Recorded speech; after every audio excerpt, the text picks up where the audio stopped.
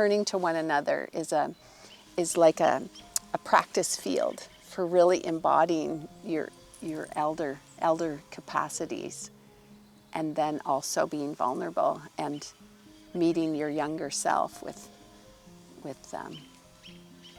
love and appreciation for the journey that they're on in a very different world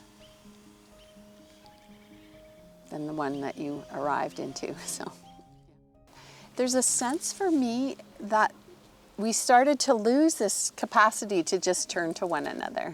And so we need so much therapy, and not that there's anything wrong with that, but it's like if we turn to one another more often, there's just so much wisdom in circles of lived experience of elders who have gleaned something about the various stages of life, the various decades of life. And lots of times it's not what they say, it's the space that they're holding for young ones to wrestle and, with themselves, with the world, with even the elders. Yeah. It's a lot of humility in those groups, a lot of beautiful sharing that isn't, there's no focus to heal anybody or fix anybody or therapize anyone. There's an equanimity in the group that we're all wisdom keepers. They barely miss one of those sessions. It's like that sacred time that they turn to one another. And again, the idea was for us just to be held in a sacred space, to share as we felt called, as something emerged in us that we were tending and wanting to be heard by more ears than maybe just one other person or a family member. And the diversity of the folks who show up has been incredibly beautiful. I see reflection, them receiving reflection, maybe of their younger selves, reverence for the journey, that there's interest for what they're going through, and that their life experience by someone of a younger generation. They have shown up in various stages of my own life, and I see what wisdom keepers they are.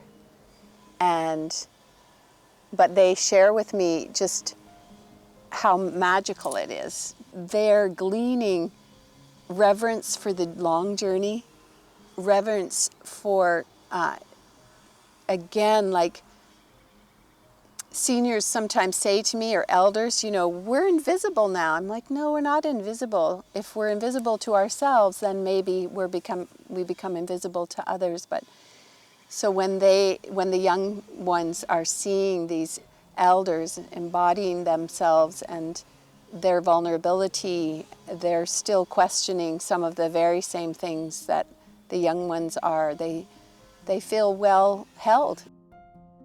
In the circle of women that was in that group and still is in that group, there was just so many magical moments. The young woman was writing her PhD and would arrive sometimes disheveled, and she was the space keeper, so could see her wrestling with that dishevelment, and then she was there to hold the Zoom space and the space container for this gathering and summoning herself, I call it, and then in the witness of just these elders who had nothing but love for her, nothing but interest, and seeing how she blossomed.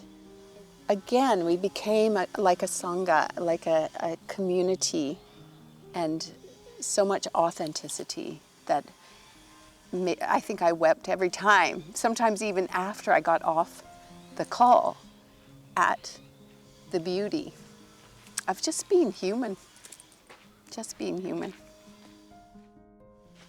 What the heck does that mean anyway? To be human. Yeah. To be of the earth, to be humus.